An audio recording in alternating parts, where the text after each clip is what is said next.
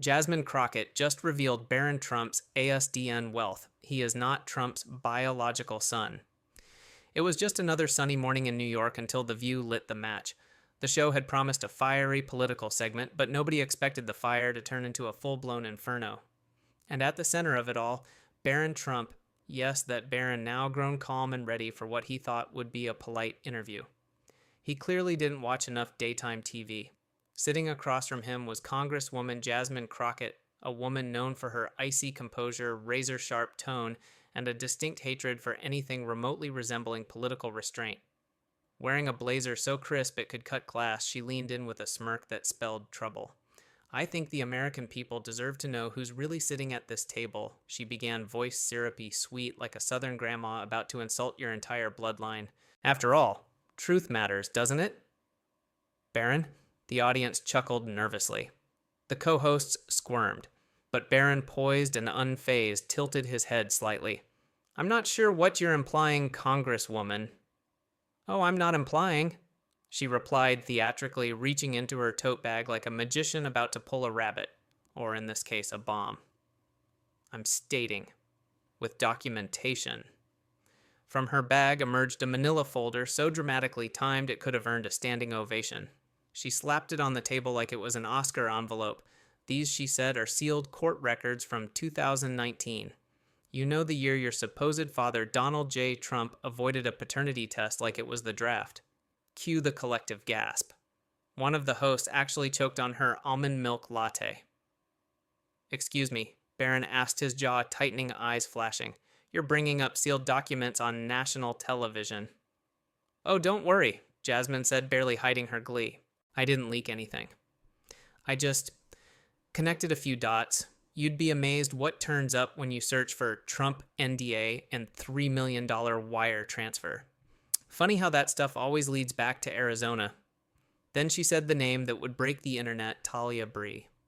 No one had heard that name in years, mostly because it wasn't a real one. It was the alias used by Genevieve Larkinson, a former surgical tech from Phoenix who had vanished from public view right after allegedly giving birth to a child and signing an NDA so airtight it might have been drafted by NASA. And now apparently her alias was trending. The folder sat unopened on the table, but the damage was already done.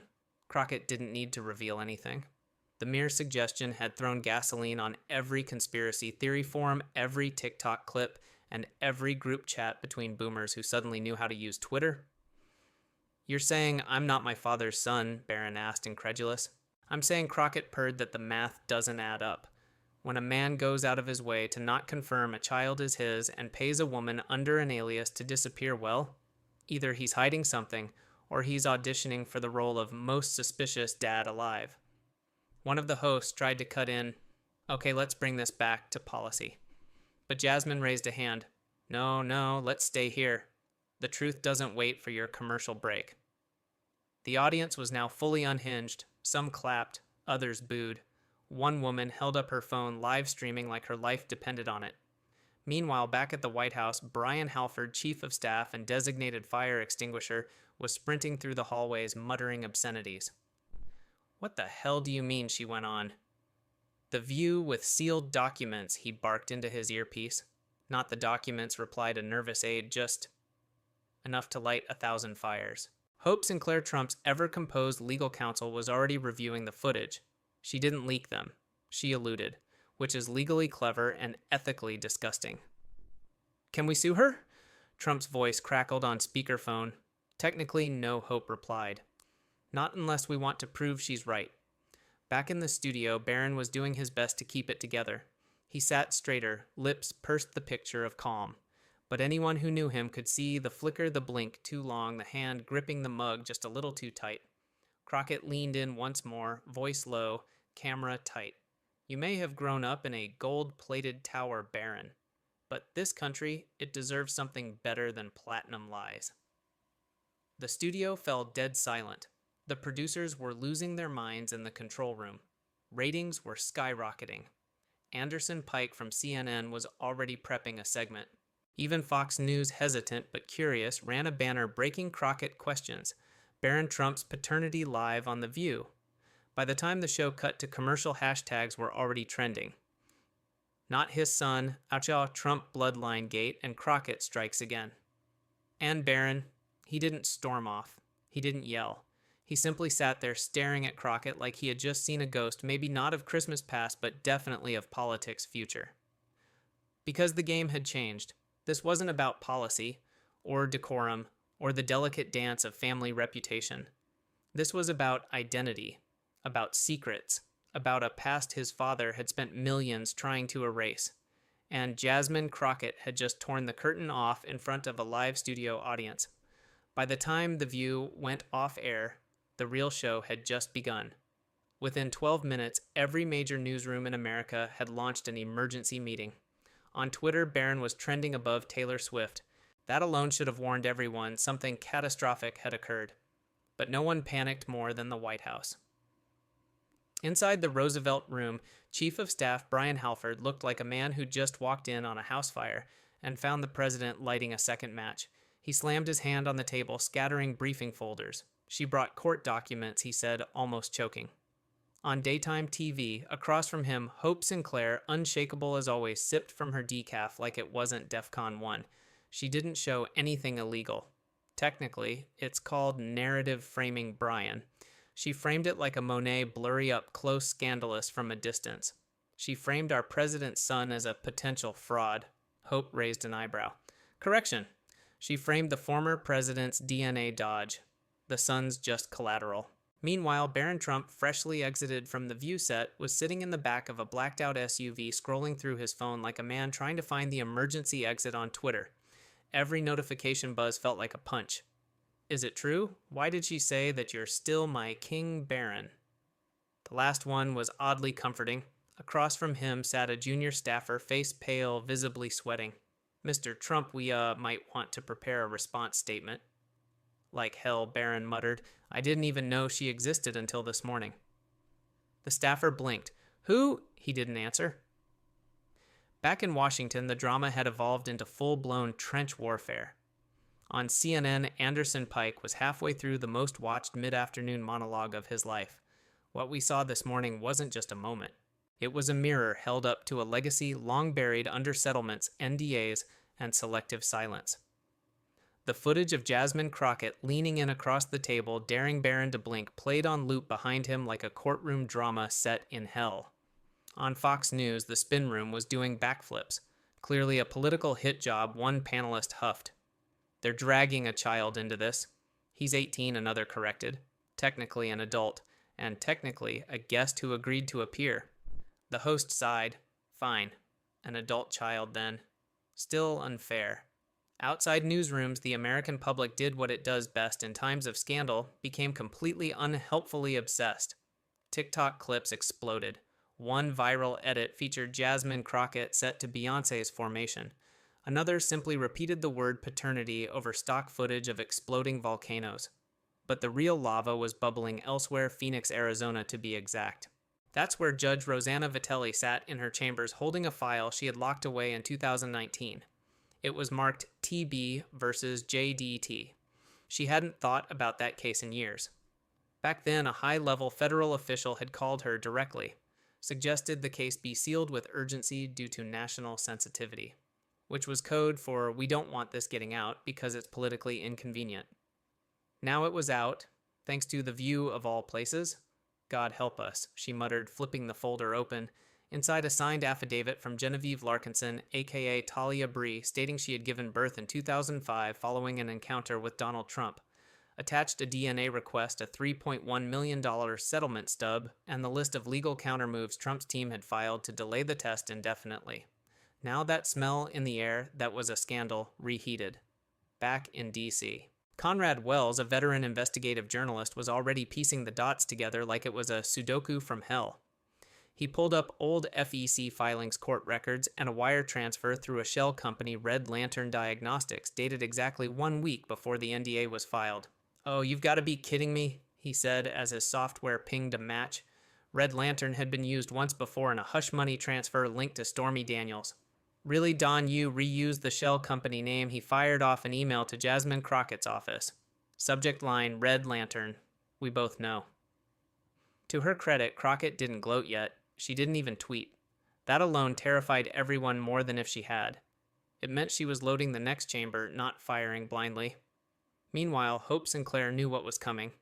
She convened an emergency strategy meeting. Halford was pacing. Trump was silent. "We need to prepare for worst-case scenario," she said. "If that judge unseals the record, we lose plausible deniability." Trump didn't look up. We already lost it. On the View, even Hope had no comeback.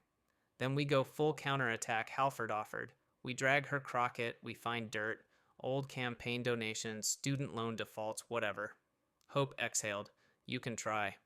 But remember, she just accused the Trump legacy of fraud and did it while sipping water on daytime TV without flinching. She's not scared." Outside protesters began gathering both for and against. On one end, signs read Crockett for Truth DNA, NDA, and Barron deserves answers. On the other, fake files, real hate stop smearing Trump's bloodline, and one confusing banner that just read God, guns, and genetics. The country was dividing again, this time not over taxes, healthcare, or immigration, but over paternity. And poor Barron. He hadn't asked for this. He just wanted to prove he was more than his last name. Instead, he found himself in a battle over it. When asked by a TMZ reporter outside his hotel that night whether he was shaken, he simply said, "I know who I am. I just don't know what the rest of them are hiding." That quote alone earned 3.8 million likes in 2 hours, but in a small house in California, Genevieve Larkinson was anything but calm. She stared at her burner phone. 4 missed calls, 2 voicemails, 1 message from her old lawyer, Harris Noland. "They know. Sit tight. We'll talk strategy tomorrow." She hadn't heard that voice in 5 years, not since she signed the NDA. But deep down she knew this day would come. Jasmine Crockett hadn't said her name, but she had said just enough. And now the truth wasn't knocking. It was kicking in the door. In Phoenix, Judge Rosanna Vitelli sat at her desk alone, staring at the envelope she thought would never see daylight again. Case number TB versus JDT, marked confidential. Filed under a seal thick enough to muffle national scandal. She had sealed it in 2019 under executive sensitivity, a phrase so vague it could mean anything from national security to political embarrassment. At the time, she'd received a very polite, very urgent call from someone high up. The pressure was implied. The consequences were not. Now, 5 years later, a viral moment on The View was threatening to undo every inch of that legal duct tape. She ran her fingers across the flap of the file. "I should have burned this," she muttered, but she didn't move. Instead, she picked up the phone.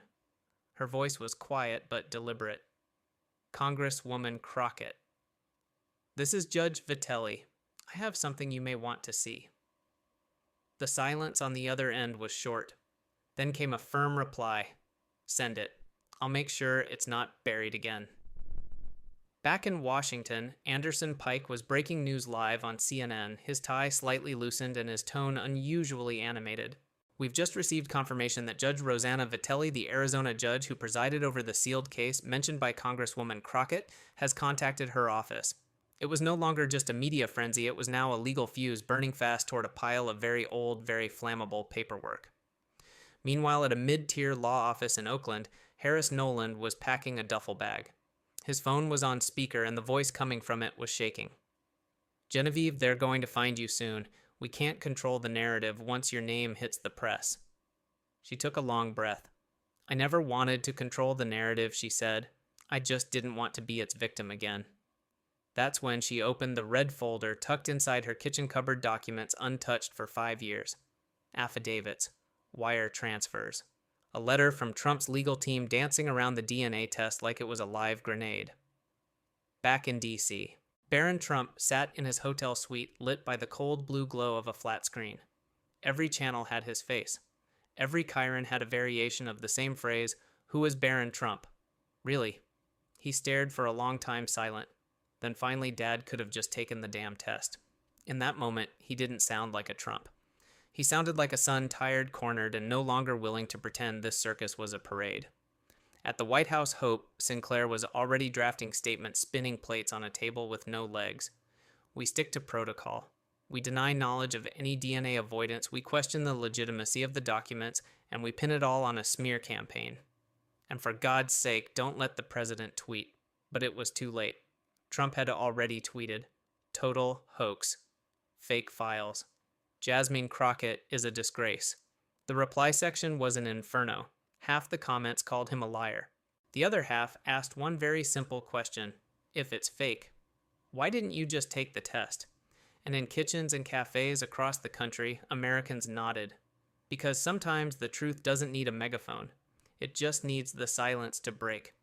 You could hear a pin drop in the White House briefing room, and for once it wasn't because someone muted the press feed. It was because the chaos had become too loud to talk over. The leak hit at 8:17 a.m. sharp. Not from Crockett, not from CNN, not even from the judge. No. The gods of irony chose a Reddit user with the handle A Deep Fried POTUS. He posted a leaked audio clip, grainy but unmistakable. Hope Sinclair's voice tense and clipped. If the affidavit leaks were exposed, the test was never taken. That alone is indefensible. Boom. One sentence. That's all it took. Within 30 minutes, no DNA and the affidavit gate were trending globally. TikTok lawyers popped up like mushrooms in a thunderstorm. Conspiracy podcasters barely had time to prep their microphones. And Fox News. They just sat awkwardly on air as Tucker Carlson's stand-in read a statement with the energy of someone trying to quit mid-show. Backstage at The View, Jasmine Crockett watched the explosion unfold on her phone lipstick untouched. She didn't look smug. She looked ready. I didn't leak it, she told a producer who eyed her warily. You didn't have to, he replied. Meanwhile, Barron Trump was once again trending not for a gaming live stream, not for a college appearance, but for being the center of a paternity firestorm triggered live on daytime television. The White House damage control team had all but disbanded. Brian Halford hadn't slept in 36 hours. He was now rewatching Jasmine's The View segment on loop, each frame like a punch to the gut. She knew he muttered. She knew we buried this. And Trump. Well, Trump had gone silent. Not calm, not composed, just eerily silent. In a private call with Melania still in Geneva, still emotionally MIA, he tried to deflect. It's a smear. You know that. But she simply replied, I know what it is. And what it isn't. Then hung up. Back in Arizona, Judge Vitelli had made her move. The court file was unsealed. Legally. Quietly. And dumped without fanfare into the public records database.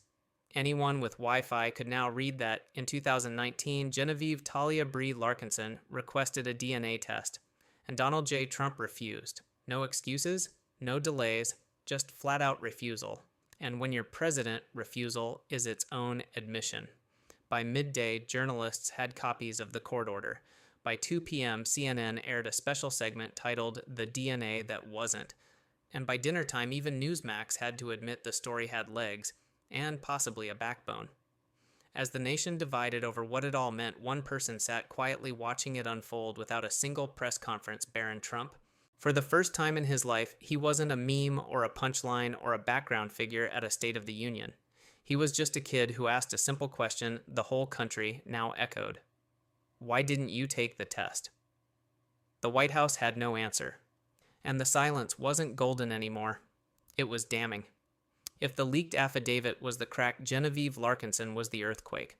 No press tour, no teary interview on Dr. Phil, no flashy book deal named My Truth, His Lie.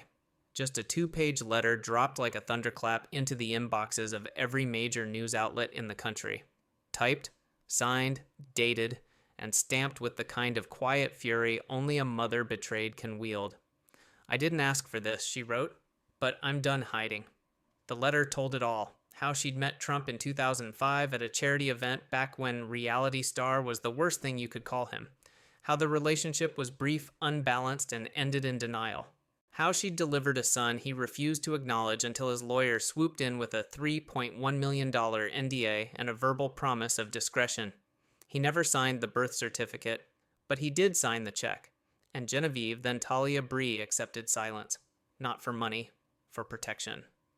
I thought silence would protect my child. I was wrong. It only protected the man who didn't want to claim him. Across America, jaws hit living room floors. Even Trump's most hardened defenders had to squint at the screen. Because this wasn't gossip anymore, this was receipt-laced, notarized, court-stamped reality. And Barron, he still hadn't spoken. Not on Twitter, not through spokespeople, not even to Crockett, who had since hired 2 security teams and a crisis PR firm just in case. But what did make noise was his absence. No denials, no social media outrage, no fake news tantrums from Dad. Just silence. Meanwhile, the American public was now fully divided into 2 camps. Camp A, leave the kid alone. It's none of our business. Camp B, actually, if his paternity was buried to protect a political brand, it is our business. Late-night comedians had a field day. One compared Trump's DNA refusal to a Maury rerun that never aired. In classrooms, kids asked their civics teachers, "Can a president just ignore a paternity test spoiler?" There was no good answer. At CNN, Anderson Pike hosted a primetime panel titled Power, Paternity, and the Politics of Secrecy. Okay, fine, the title was overkill, but ratings tripled. Meanwhile, Judge Vitelli quietly retired from the Arizona bench the next day. She gave no statement. She didn't need to. Her part was done. And far from the noise in a small home in El Sereno, California, Genevieve sat at her kitchen table staring at her old red folder. There were more documents inside, ones she hadn't released yet, because if the nation really wanted the truth, she was ready to go all in. The end didn't arrive with an explosion. It came with a press conference and a microphone that squealed just enough to make the moment extra uncomfortable. Barron Trump, for the first time since Crockett's volcanic appearance on The View, stood before a sea of cameras. Alone. No father. No White House backdrop. Just a sterile hotel ballroom in Manhattan, flanked by 2 stone-faced aides and a pitcher of untouched water. The boy, sorry the young man, cleared his throat. The country leaned in. I didn't ask for this spotlight, but it found me anyway. That was it. His opening. No jokes, no dramatic pauses, just a 6'7" shadow of a legacy trying to speak truth into a room that had only ever heard whispers. I have lived my life under a microscope but behind a one-way mirror. People watched, but no one asked. He took out a sheet of paper. No teleprompter, no cue cards. And he read, "The man you know as my father signed a non-disclosure agreement about my birth. He refused a DNA test. He used the power of the presidency to seal records that belonged to the public. And he did it all not to protect me, but to protect his image." Gasps echoed as if the room hadn't read the leaked documents already. As if hearing the truth in Barron's voice finally made it real. He went on, "Jasmine Crockett didn't humiliate me. She freed me. She broke a contract I never signed, and gave me a name I could finally claim." Even the most hardened cynics paused. On Fox News, an anchor actually choked up. Of course, they cut to commercial 2 seconds later and came back with DNA Gate, the left's next hoax, but hey, baby steps. Across the internet, reactions raged. Some called him brave. Others called him a traitor to his bloodline.